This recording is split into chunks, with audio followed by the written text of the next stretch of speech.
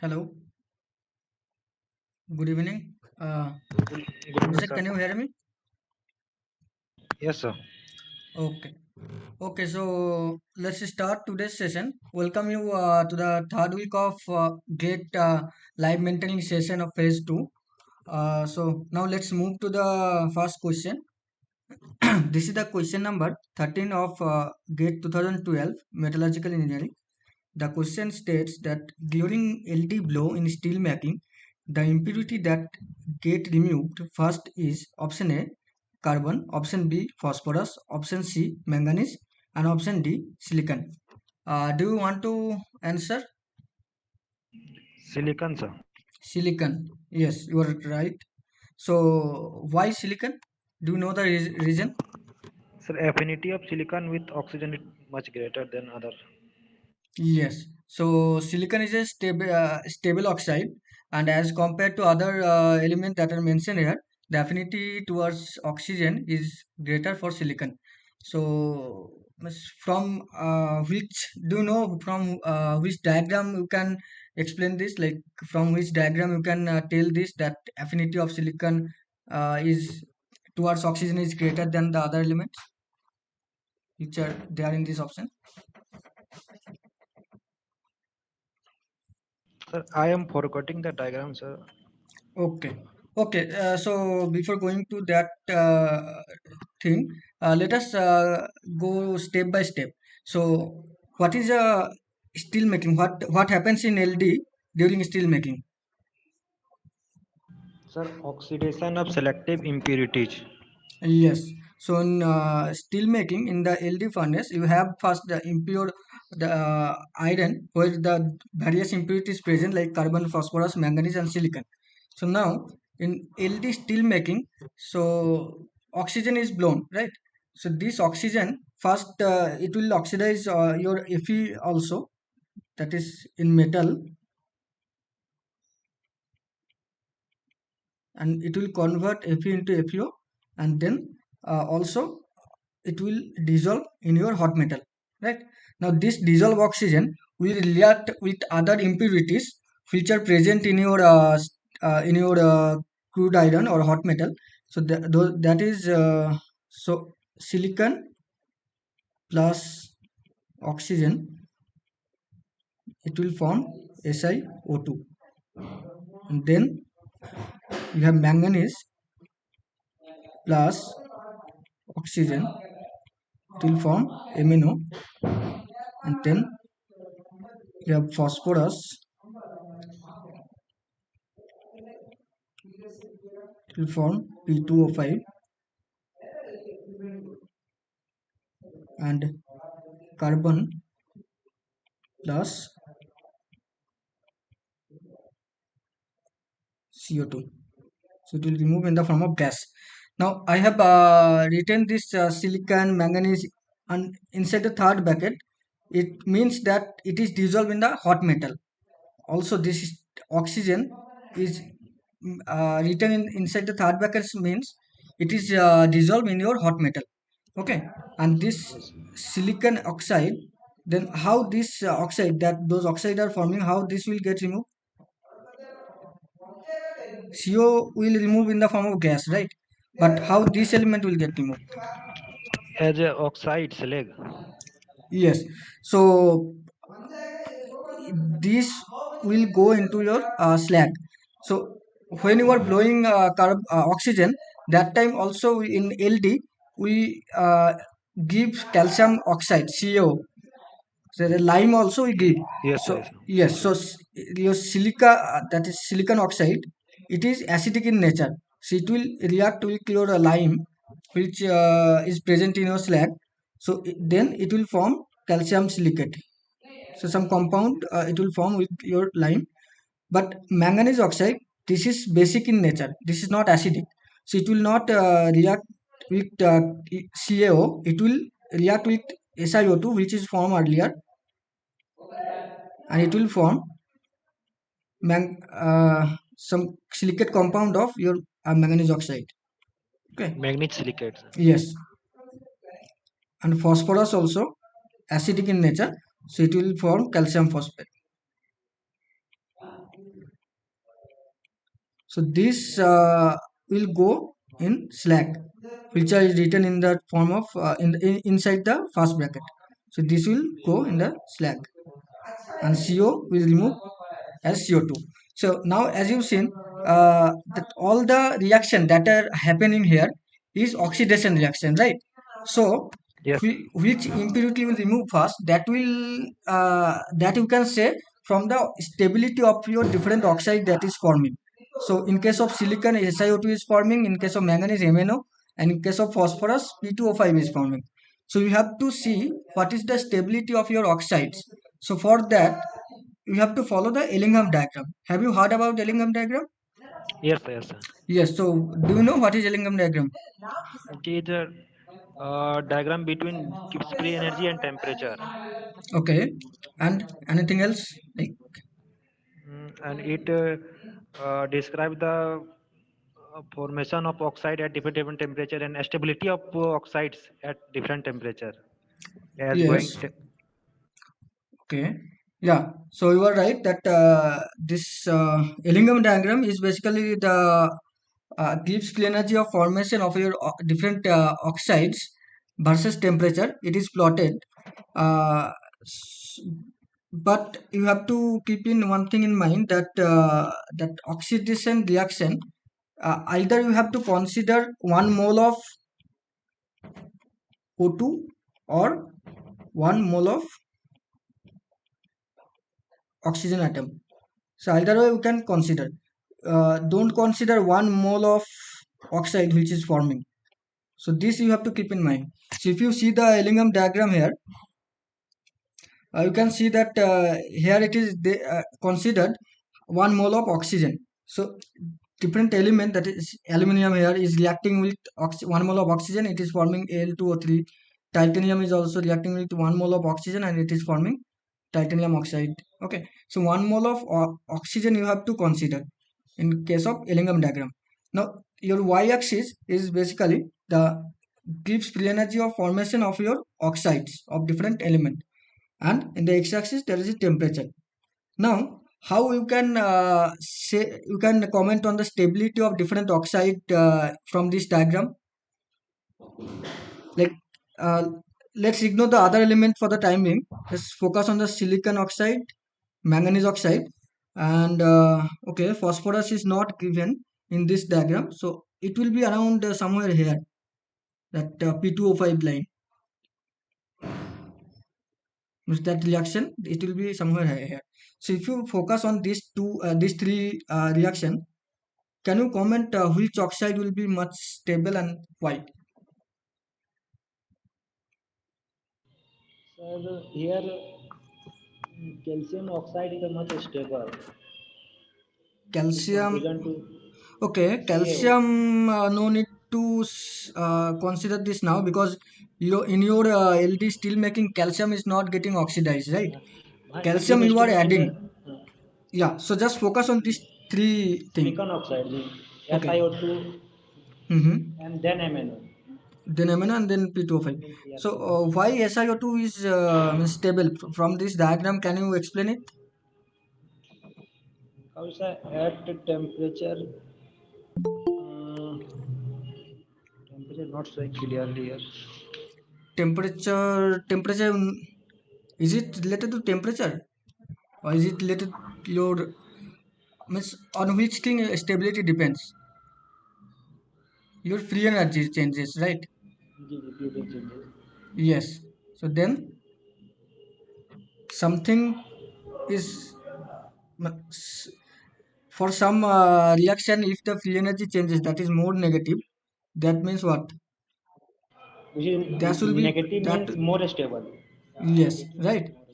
So free energy is lower means that will be stable More stable. more stable. So your the formation energy of SiO2 is lower than the formation energy of MnO. This is your SiO2 line and this is your MnO line. So you can see that formation free energy gives free energy of formation for SiO2 is lower than the MnO. So that means your SiO2 will be more stable as compared to MnO, and MnO also as compared to P2O5. P2O5. So as your silicon is more stable oxide, so in your also the kinetics of the removal of silicon is also higher. Okay, so the silicon will remove fast during LD blow. So yes, you have given the correct answer, but you also should know the reason why this thing is happening. Okay, so now I have few questions regarding the Ellingham diagram. uh, Okay, I will get into those questions later. So let me first show you the how the different elements or impurity is getting removed. So as I have explained, so silicon. So this is the blowing time versus your weight percent of your impurity that are present in your hot metal. Okay. So initially silicon and manganese both were around less than 1% weight percent. Carbon was around 4.3%, and phosphorus is below 2%. Okay, now in the x-axis this is blowing time. So as you can see, with time, within around 20 minutes your silicon is almost uh, is getting removed off. Means most of the silicon is getting removed within your 20 minutes of your blowing time.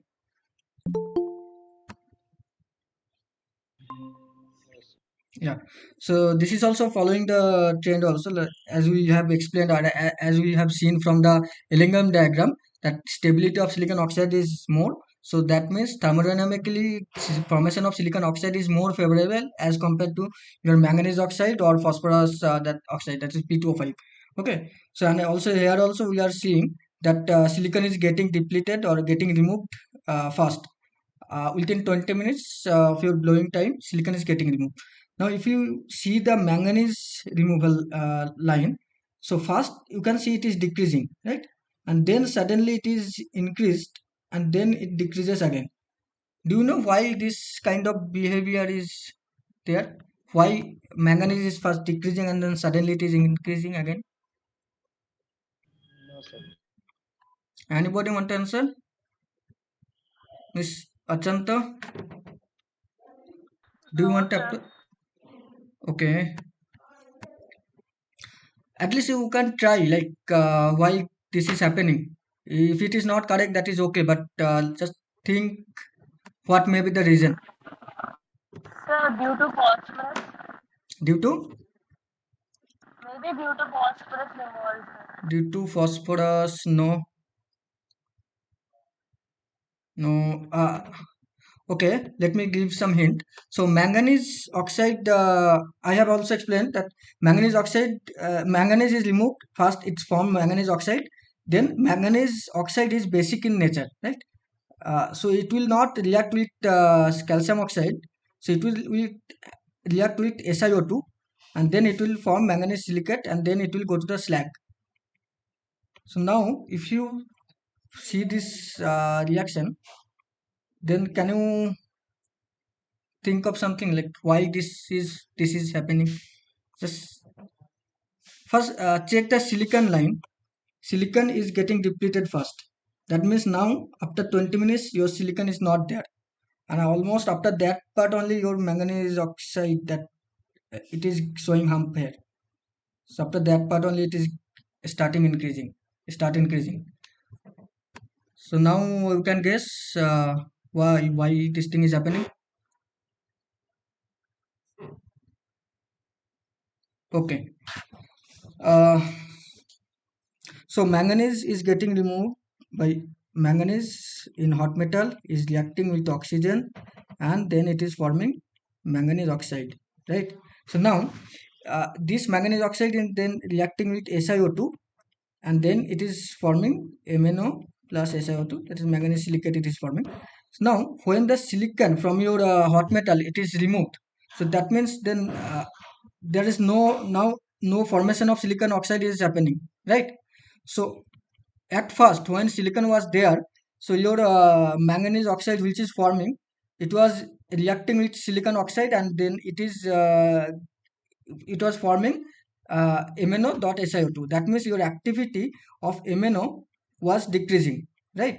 Because it was reacting with silicon oxide and it was forming silicate, manganese silicate. So that means your activity of MnO was decreasing, in your hot metal or in your slag, sorry. So now, if your activity of this reaction, that activity of any product or anything on the right hand side is decreasing, so that means your reaction will go in which direction? In the forward direction or in the backward direction? Backward. Backward, is it?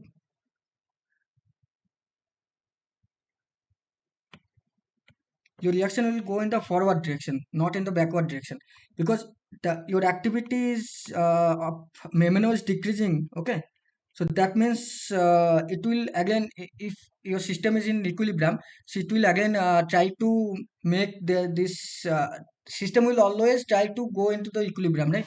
So if this Yes, thing is yes. decreasing, see that your reaction will again try to maintain this thing, so it will move into the forward direction, not in the backward direction. Okay, so that's why initially your reaction was moving in the forward direction. So that's why initially you can see your manganese was getting decreased. So manganese was decreasing. Now when silicon is removed completely, or silicon that time, so what happened, that silicate SiO2 was not there, so that manganese silicate formation probability, that also got decreased. Now, and one more thing happening. So you have added CaO in during LD. During LD below, you also add CaO. Now, this calcium oxide dissolution increases with time. Okay, so this dissolution increases with time. So that means after some times in your slag, that amount of CaO also is higher. Okay, so as the amount of CO is higher, and also your manganese oxide is a basic oxide. So then what happens? This CaO reacts with your MnO dot SiO2 plus CaO, and it forms calcium silicate plus MnO, because basicity of CO is higher than your manganese oxide. Okay, so that's why it attracts the SiO2 from the MnO, and it again form MnO. Okay, so when this reaction is happening, that means your activity of MnO is again now increased. Now if the activity increasing, so that means that then your reaction will go in the backward direction to decrease the activity again, right? So that's why your MnO is again dissociating into manganese. Okay, so that's why your manganese weight % is getting increased in your hot metal. So that's why you are seeing the hump here, and then again it is decreasing. Do you know why again it is getting decreased again? So there is three part: first decreasing, then increasing, then decreasing. So first is here, second reason is here. What is the third reason? Again it is decreasing. With time, what is happening? If you think in that way, you can answer it easily. If you see the process.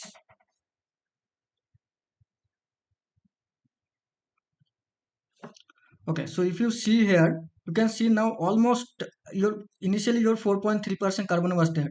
Now almost most of the carbon also got removed. So little carbon is there. So now what is happening then? Then your FeO in your hot metal is increasing. FeO content in your hot metal is increasing, because earlier when lots of carbon was there, so your oxygen was reacting with carbon, oxygen was reacting with other impurities. Okay, plus silicon and manganese and phosphorus, let's say. So your earlier your oxygen was reacting with different impurities, and it was forming oxide of those impurities.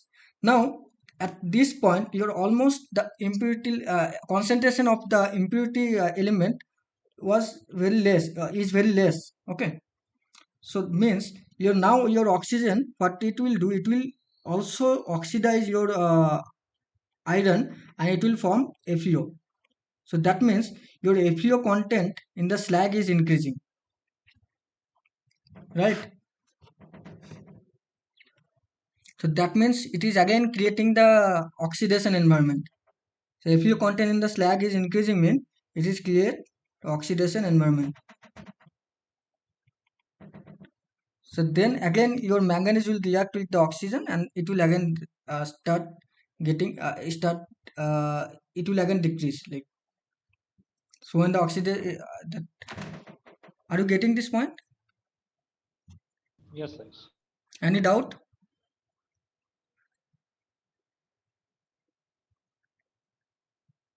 Any doubt?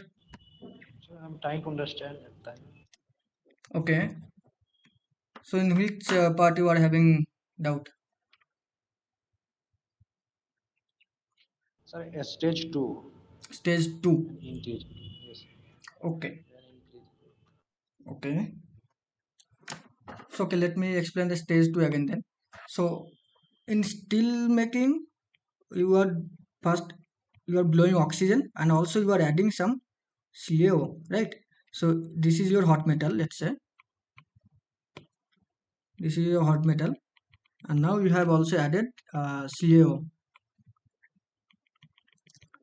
Now this CO that's calcium oxide you added, it will take some time to for the dissolution, right?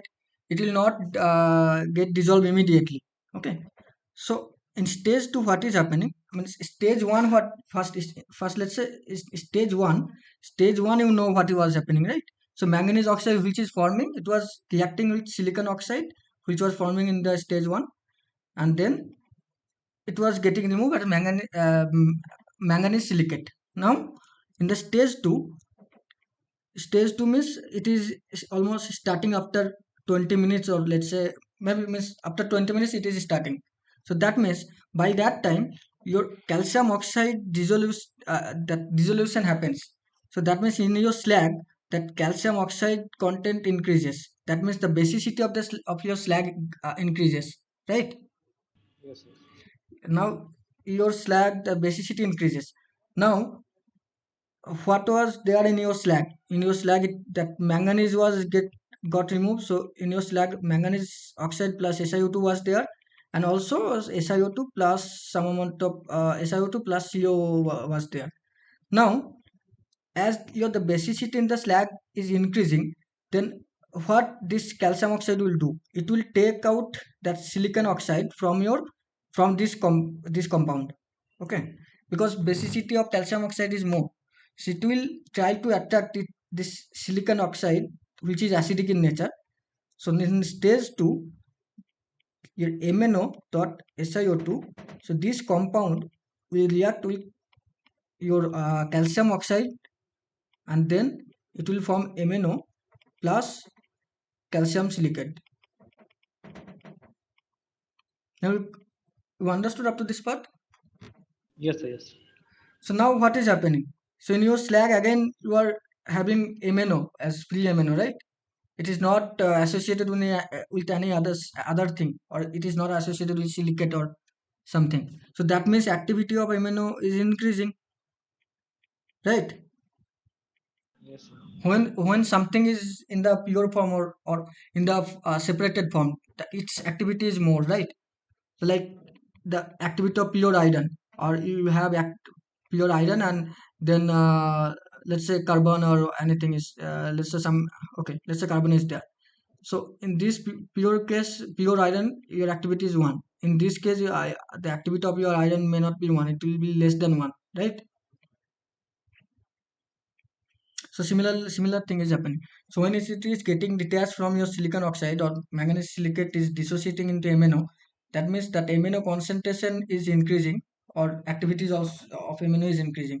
You can think in terms of concentration, or you in terms of uh, activity also, no problem.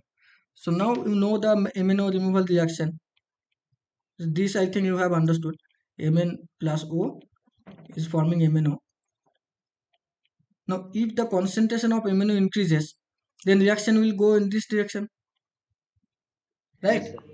Okay. Reverse reaction. So that means again your manganese concentration in the hot metal will increase. Yes. Understood? Yeah, yeah. Okay. So that is the reason your manganese actually shows hump after some times, and then it again decreases when the FeO content in your slag again increases, when the all the impurity elements got depleted. So then your oxygen will oxidize the FeO, so it will form FeO. So FeO content in the slag increases, and then again the manganese start to decrease. Okay, so now I think up to this part is clear. And also I have explained the Ellingham diagram, how you can understand how you can comment on the stability of different oxides, right? So now I have few questions from the Ellingham diagram.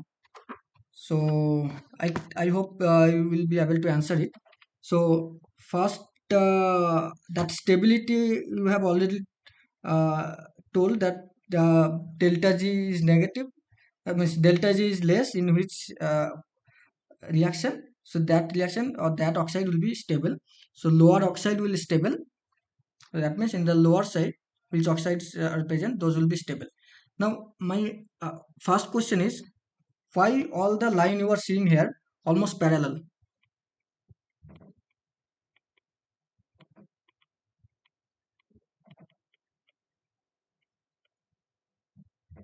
Second question is, why the slope that it is in the increasing trend with temperature.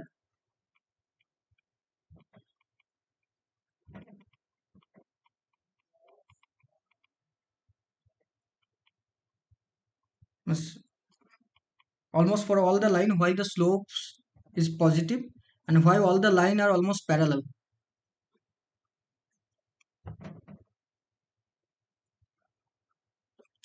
And also the third question is, this dotted line you are seeing, right? This is the line for your formation of, okay, so this line is, I think it is not written here, it is for carbon plus O2 is forming 2 mole of CO. Okay, you can see all the slope are positive except this one. Change in free energy, sir. Yes, Like when we calculate change in free energy, the product side is yes, product side is, your voice is breaking actually. You can if you are having network issue, you can also type in the chat box.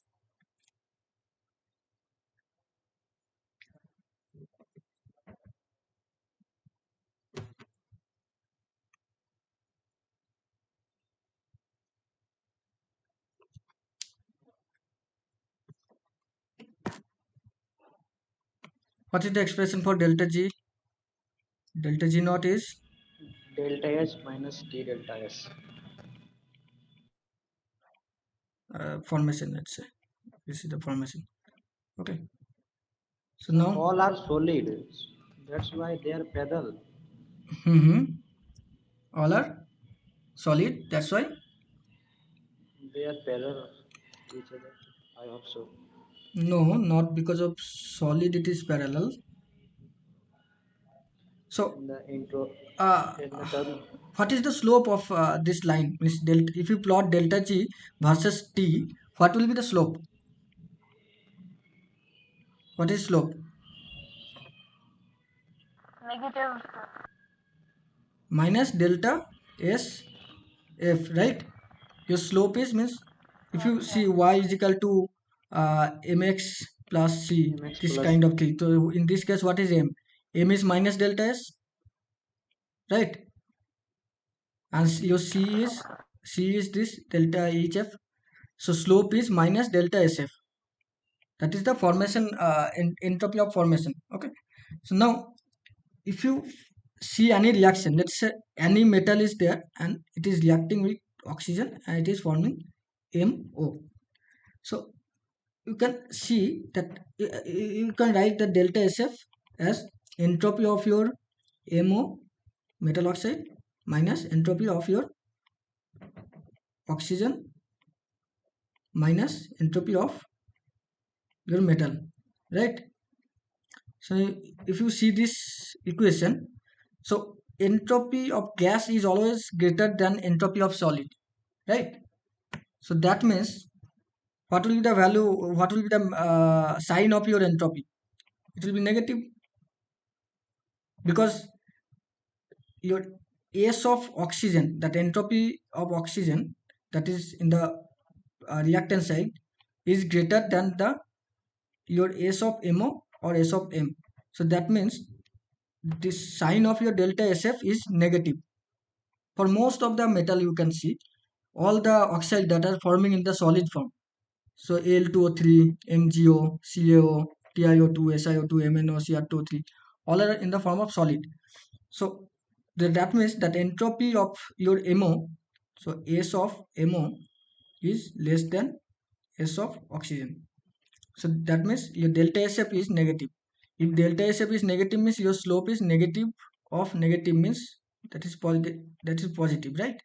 So that is the reason we see for most of the slope is positive. For most of the line the slope is positive. Understood? Yes, sir. Okay. And in a case of Ellingham diagram, we always consider 1 mole of O2, right? So that is the reason you can see that in all the equations, all the reaction, 1 mole of oxygen is there,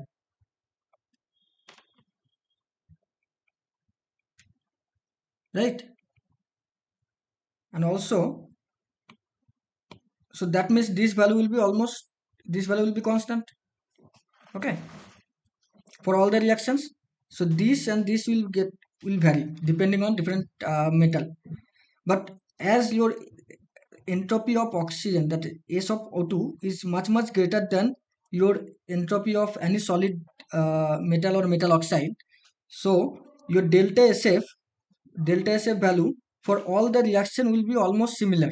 So that is the reason your slope is almost similar, and that's why your all the lines are almost parallel.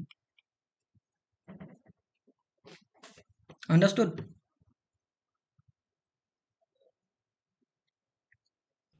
Yes, sir. Any doubt?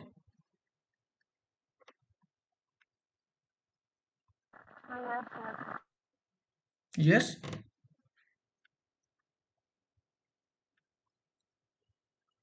So now should I move to the third one? I think now you can answer the third one. Why slope is negative for this reaction? Same concept. Because, sir, CO is gaseous form. So now in this case both are gaseous. Oxygen is also gaseous in the form and CO is also in But sir, gaseous form, right? but here two CO.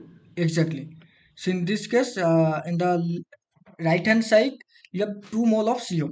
So that means if you write the delta SF, so I'm writing, let's say I'm writing here. So delta SF, if you write, so it will be 2 mole of CO. So that's a 2 into S of CO minus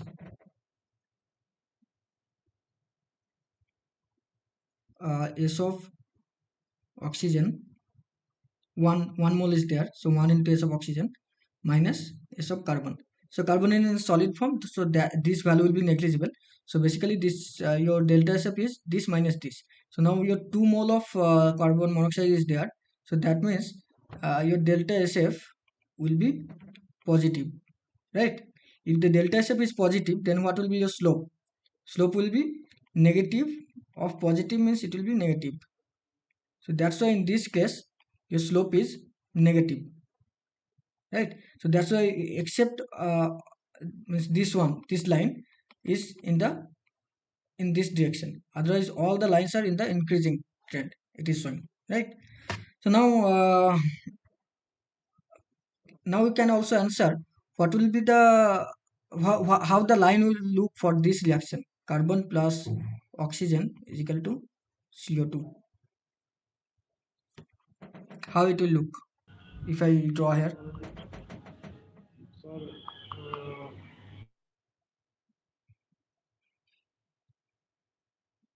Yes, you can try. parallel of temperature in any Yes, angle. yes, parallel to axis or parallel to temperature. So it will be almost horizontal like this. So now you understood, I think now you have understood all the concepts which are associated with the Ellingham diagram, right? If you have any question, you can ask. But some line are intersecting. Mm-hmm. Yes, like here, if you see this carbon, this line is intersecting many of the your uh, metal oxide formation line.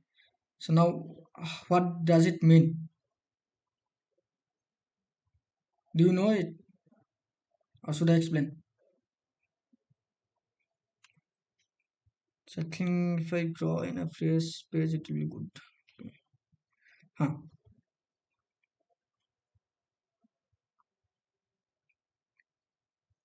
So delta G formation versus T.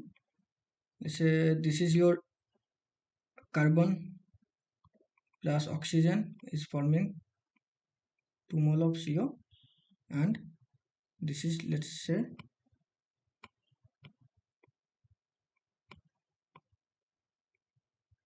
some metal plus oxygen is forming MO2. Okay, so now you can see at this point it is intersecting. Now, and below this temperature, the temperature of intersection, let's say T1. So below T1, your MO, so that free energy of this curve is less as compared to free energy of this curve or this line, not curve. Okay, so that means below T1, which is stable, below T1 in this side, MO2 is stable, right? And this side, which is stable, CO is stable. So now, if I want to reduce MO2, let's say I have, let's say in this case, M is iron. Okay, M is iron. Plus, it is reacting with oxygen and it is forming 2 mole of FeO. So now, if I want to reduce FeO with carbon, so at which temperature is favorable? Below T1 or above T1? So I want to reduce FeO and I want to form iron plus CO. So which temperature should I choose? Below T1 or above T1?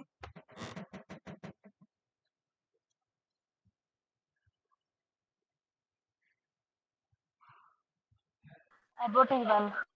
Above T1. That is the right side of this. Uh, why? Understood, Abhishek? You understood why? Because when you are at above T1, the stability of your CO is higher. So now, if you see this reaction, in this reaction, carbon monoxide is forming. You have, if you want to, uh, if you want that this reaction is desirable, so then you have to choose at such a temperature at which temperature your CO is stable and FeO is unstable, right?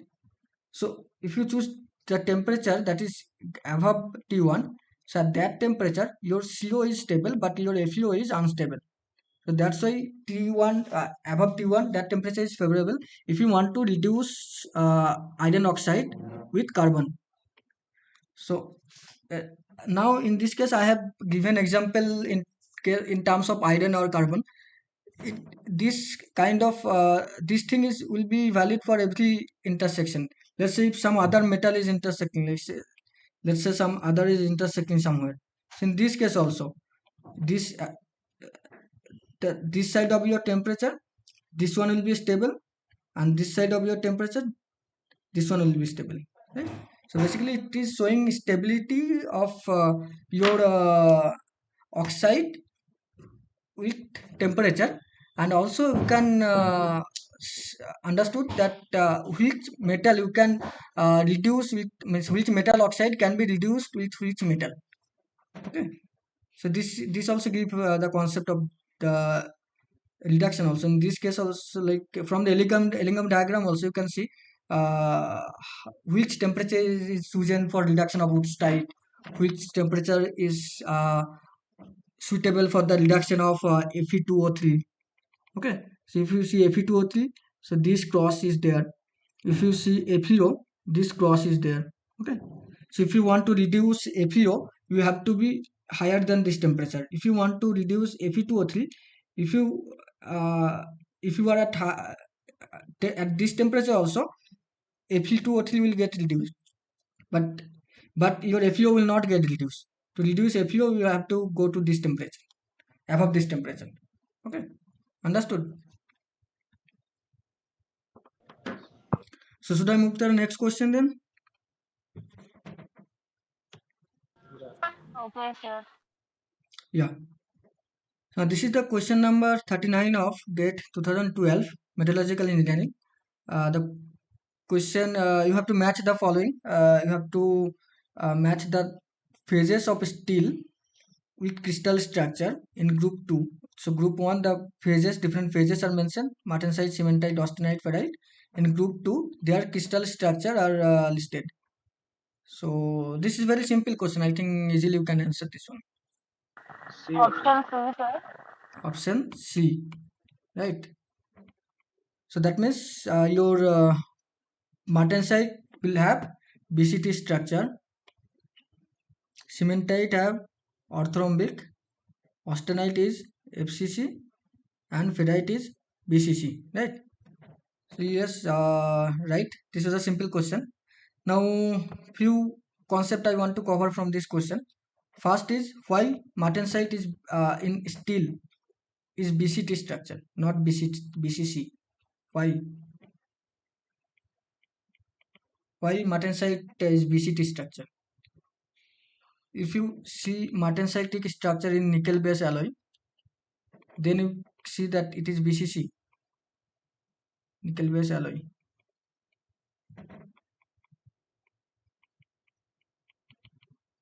But in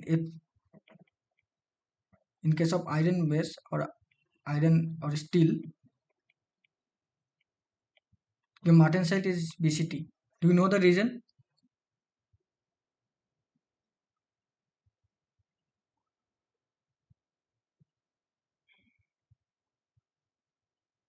Do you know the bend Due to model? shear transformation. Yes. Yes. Do you know the bend model? How martensite is getting formed? So, Shearing. yeah, sharing along A and contraction along C, right? C axis. C type. Yes. So that means if you see your martensite is forming from the uh, gamma phase, that is FCC. So okay,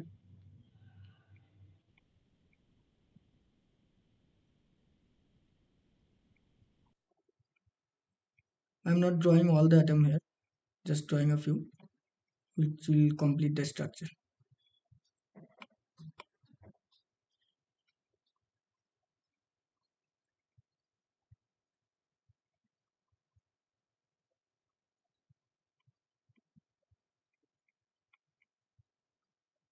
And one atom will be here. So now it is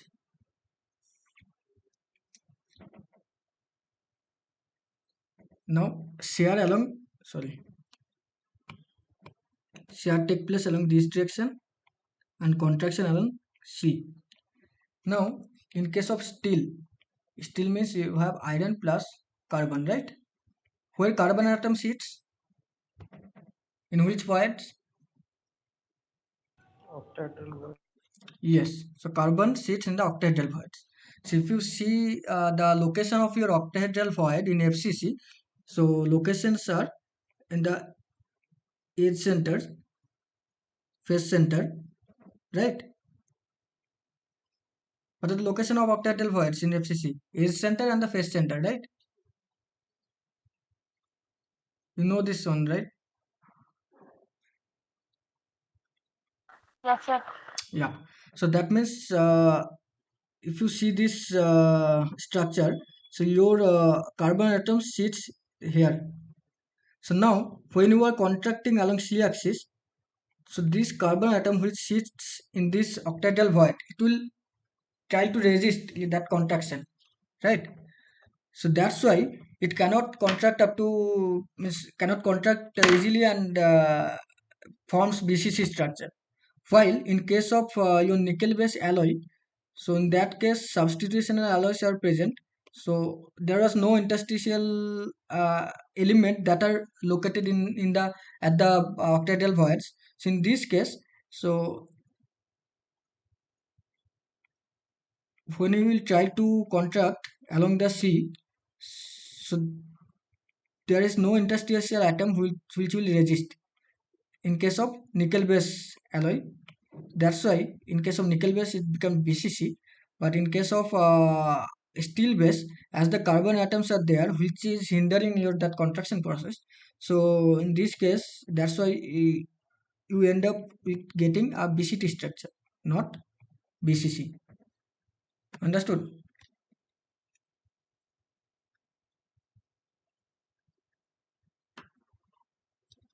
Should I move to the next question then? Okay, sir. Okay.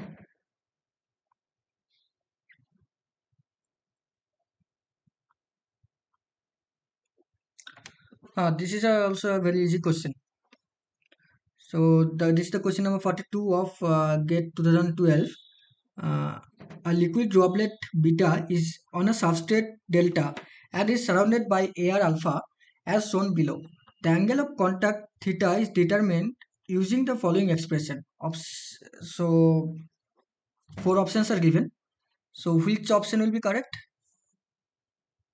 Anybody want to answer it?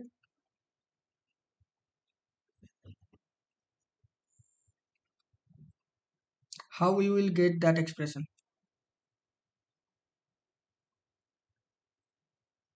How to approach? The equating of energy, surface energy. Yes. So then you are right. So then what it will be? At equilibrium, your surface energy balance should be there. Okay. So if you balance the surface energy, then what will be the answer? Correct answer.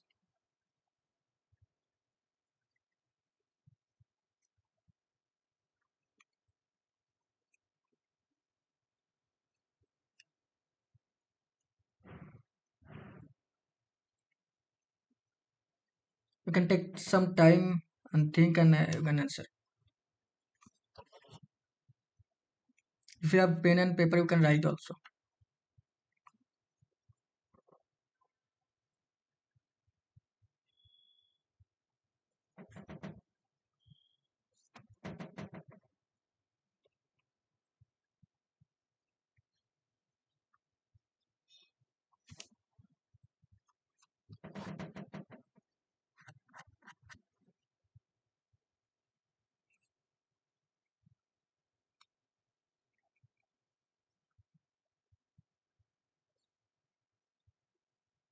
Are you people trying? Sir, explain. Yes, sir. Okay. Sir, option number B. You are getting option B. And Ajanta, which option you are getting?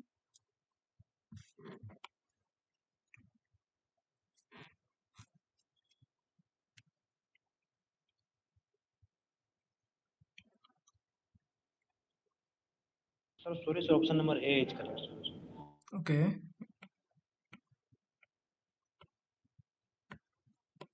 Option A you are saying.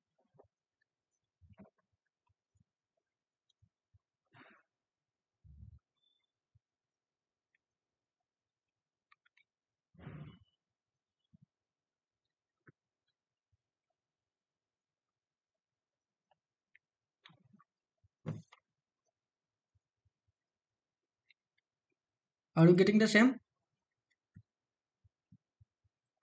or different?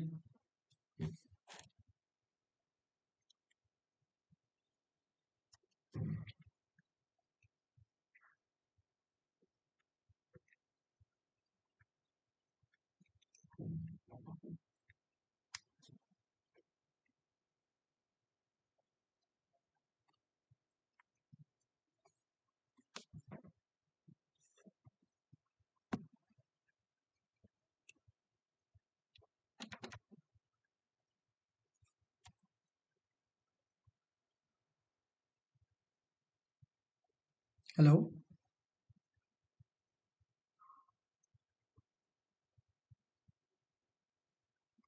Okay. So now let me solve it. So this is the free energy, uh, not free energy, sorry, surface energy between beta and delta phase, and then this is the surface energy between alpha and delta, and this is alpha and beta phase. Now, if the contact angle is theta, so this your surface energy of this between alpha and beta, it will have two component. One will be along this direction and one will be along this direction. So what will be the so this is in along this direction, the component of your surface energy of this will be alpha beta cos theta. Simple, from the vector rule you can write this one, and this direction it will be sin theta. So now if you balance the your energy at equilibrium, your energy should be balanced, right? So in this direction only, surface energy of alpha and delta is there. So it will should be equal to the total energy in that direction. So that is one is gamma of beta delta plus second one is the component of this surface energy along this direction. This is alpha beta cos theta, right? So now if you calculate cos theta from here, you will get cos theta is equal to gamma of alpha delta minus gamma of beta delta divided by gamma of alpha beta. So theta is cos inverse, sorry, cos inverse gamma of alpha delta minus gamma of beta delta divided by gamma of alpha beta. Understood? So Yes, sir. what will be the correct answer then? The correct answer will be option A, right? Yes. So correct option is option A. So can you give me one example where this concept is applicable in physical metallurgy? This contact angle thing is important. Where you have encountered this concept? So in nucleation, heterogeneous nucleation. Yes, in heterogeneous nucleation. So in that case, let's say this is your mold,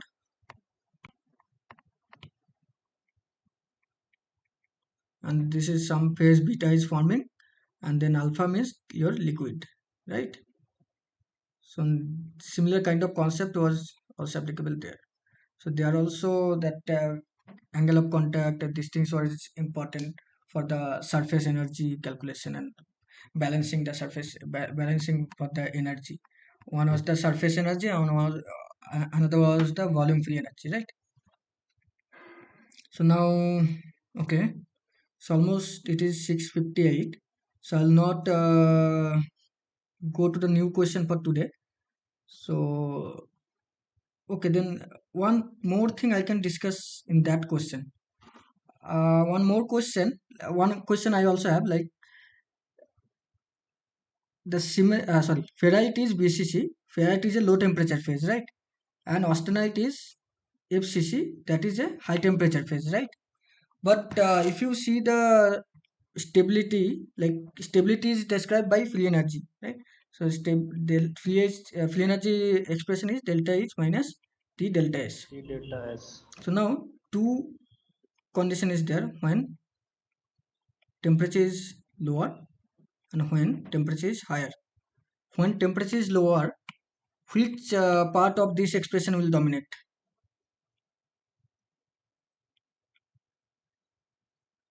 Delta H, right? When temperature is lower, that means T is less. So your delta H will dominate.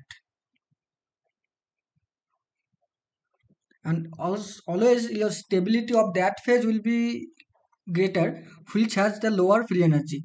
So that means if you are at low temperature, so at low temperature, that phase which has delta H minimum or less delta H will be stable at low temperature. If you at high temperature, then which part will dominate? When you are at high temperature, so your temperature is higher, so that means this part will dominate your delta H, right? This is simple thing.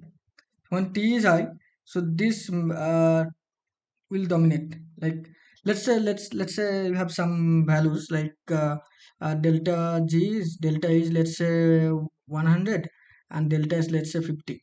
Okay, now at less temperature, let's say sorry, delta H value is quite high, not this much.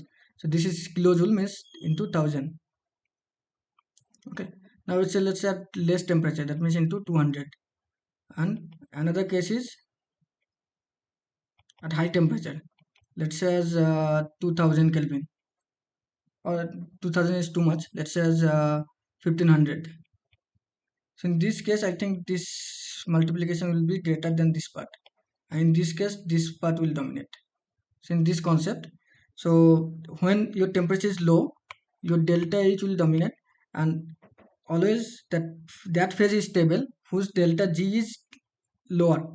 So that, yes, so if as delta H is dominating, so if delta H is lower, for which phase or which structure, not phase here, so which structure, so that structure or that phase will be stable at low temperature. And when you are at high temperature, that time this entropy term, this part will dominate. So that means where, in which case delta S is higher, delta S is higher, delta S is higher means it is negative. So that means your free energy will decrease. As delta S is increasing, your free energy will decrease, right? Are you getting it? So at higher temperature, that phase will be stable whose delta S is higher.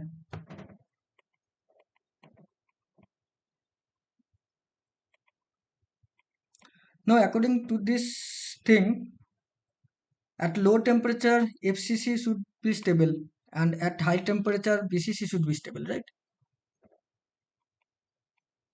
Because BCC is more open structure. So that means entropy of BCC is higher as compared to FCC. FCC is closed pack structure. But in this case, you are seeing some different or opposite trend. Ferrite is low temperature phase, still it is BCC, and austenite is high temperature phase, and still it is FCC. Why?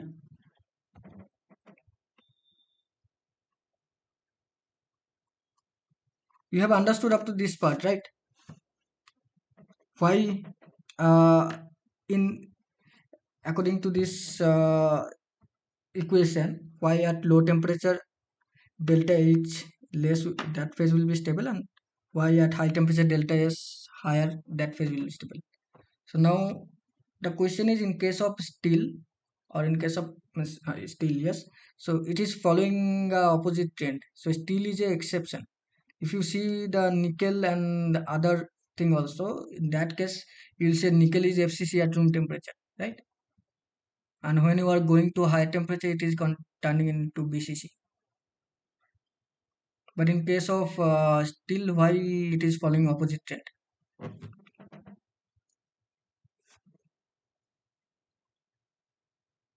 Again, obviously free energy will be related here.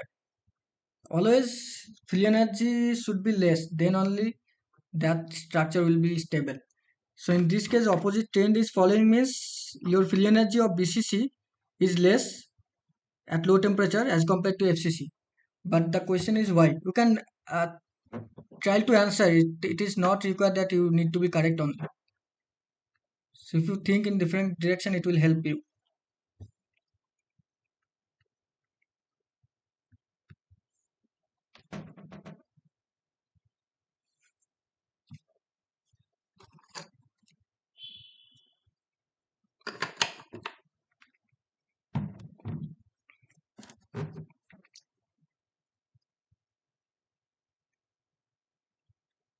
anything is, you can try at least.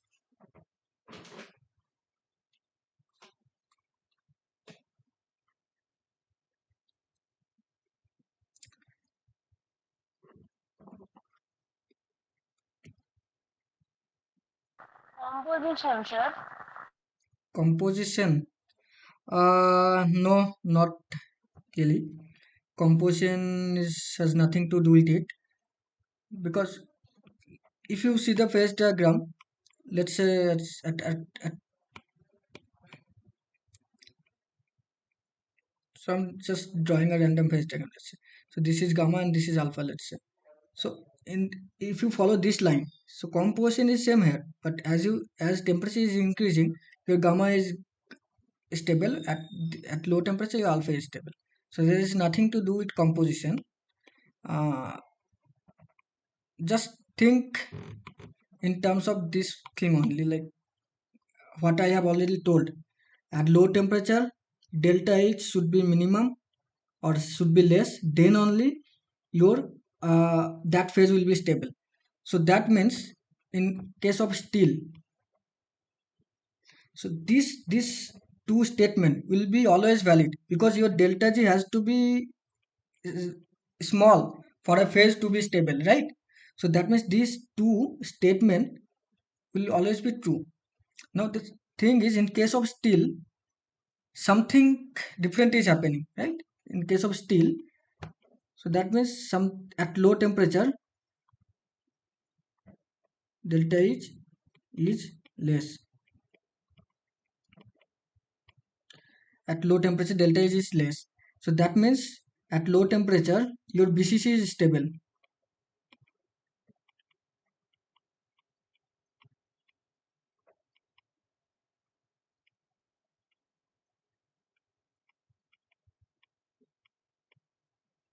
Sorry, here in this case, actually, it will not be like delta H or delta S, because no, I'm not talking about changes. I'm talking about stability of a phase. So it will be only either H and S. I don't know why it is not. So it will be G into G is equal to H minus Ts. Uh, so that means something is happening in your steel.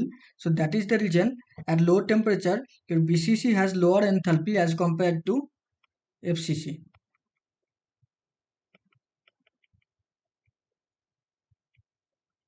For other materials or for other element or alloy, so this is opposite. So in case of steel, why this is happening? It is because of its magnetic nature. That is, your steel is ferromagnetic at low temperature, right? Yes, sir. So at lower temperature, that magnetic dipole is there, so those are oriented at a certain, means in a similar direction. So Preferred direction, yeah, preferred orientation. yes, so Similar, there, same direction. yes, so there is a preferred orientation at low temperature for your magnetic dipole. So that this is the reason. So because of the preferred orientation, or kind of similar orientation, it is decreasing, or it is reducing the enthalpy of your system so at, so I'm not writing it, or you can write like at low temperature,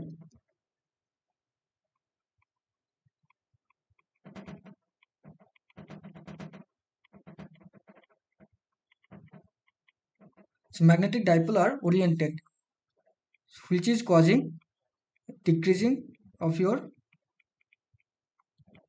of decreasing of enthalpy of your BCC phase. So that's why your BCC phase is getting stabilized at lower temperature. Now similar thing is means happening at high temperature. So when you are going at higher temperature, what is happening? High temperature, magnetic dipole are no longer oriented, so they are becoming random. So they are getting randomly oriented at higher temperature.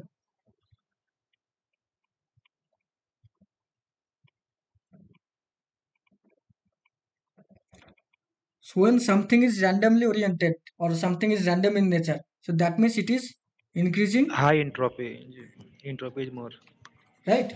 So that means at high temperature, because of the random orientation of the magnetic dipole, so this your entropy of the system is getting increased. Okay, so that's why in this case magnetic dipole, that orientation of your magnetic pole, those are playing an important role. So although the FCC has a closed back structure, but as your entropy is getting increased in the FCC phase because of the random orientation of your magnetic pole dipole. So that's why your that FCC phase is stable at higher temperature here, and at lower temperature BCC is stable. Understood?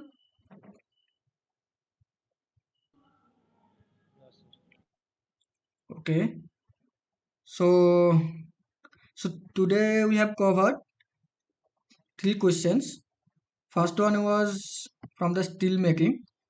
There we have discussed what are the different sequence and how the impurity elements are getting removed from your hot metal, and the concept of Ellingham diagram also is covered.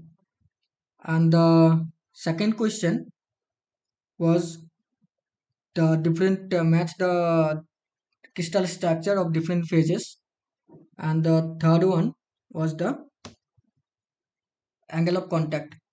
So if you have any doubt what are covered today, you can ask, or everything is clear. Clear, sir. Okay, Sir, okay one then. question. Yes. Sir, when we solidify any liquid metal, Hmm. uh, they form a crystal structure like FCC, BCC. How they know they have to maintain like FCC structure, BCC structure when they uh, transform liquid to solid, like aluminum, they form FCC structure. Hmm. How they know they have to maintain FCC structure, not BCC structure or any Now other the like thing structure? is that the atom don't know anything. Atom don't have a brain. Okay, so let's say when you are at the when it is in the liquid, uh, so let's say right. So when your the whole system is in liquid form, so that time what is happening, that atoms are randomly like going here and there, like, so the very So random structure is there. short range orders, like liquid short range orders, Yeah, short range order happening at like in for a cluster form, fraction of, like yes, for a fraction of second, when you are above Tm, when your temperature is above Tm. So for a fraction of second, few atoms are like forming a cluster, and suddenly they are also breaking, they are not stable. Okay, because you are at higher temperature, higher than your melting point. So short range cluster is forming and they are breaking again. Now when you are going at lower temperature, lower than your melting point, so that time your those cluster are getting stable.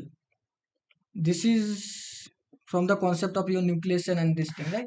When some cluster is forming, so that means your delta G uh, has two component. One is delta G of volume and another is the A into gamma S for, that is the surface yes, energy. right, surface free energy and volume free energy. So there is two terms is there. Okay, so and depending on this thing, when the delta G is negative, that critical nuclear size you will get. Okay, so I think you know the concept, so I'm not describing in details. So the critical nuclear size you will get at a certain temperature, you will get some size of a critical nucleus which will be stable. So now let's say, when your size of that cluster will reach the size of your critical nuclear size, so after that this cluster will get stable, and then further atom will add to it, and then it will grow. Now the question is, your question is like how they know which structure they should follow. Okay, so that that is what I have explained now. I already had explained in that case. So which structure will be stable, that is generally depends on the enthalpy of the structure, entropy of the structure. Now your enthalpy, that delta is term, it is associated with internal energy plus pressure and volume. Now your internal energy is also associated with some vibrational energy. Okay, vibrational energy, and means temperature factor, like it is vibrating in different direction. So atomic bond energy, so these are the some energy, that bond energy, different energy associated with internal energy and your pressure and system.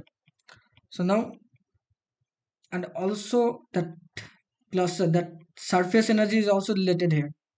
In case of delta G, that cluster formation, so it will also depends on the surface energy.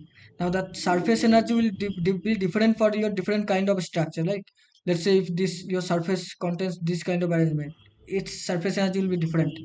If your surface arrangement is this will be so gamma s, and for this and gamma s for this will be different, right?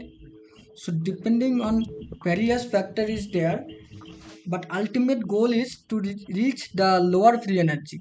So Lowest in free energy. yes, That so in that which is stable at that yes, point. yes, yes. So in which case, which orientation will give them the stable condition, or which orientation will cause the lower free energy of that system, that orientation or that kind of structure it will try to form. Okay, so that's why sometimes you will see like in case of precipitation, the sometimes the Yeah. growth occurs on a preferred direction. Why? Because if the further atom sits there, their energy will decrease. Rather than let's say some clusters form. Now this, so this surface will have some energy, this surface will have different energy. Okay. So now one more atom is coming.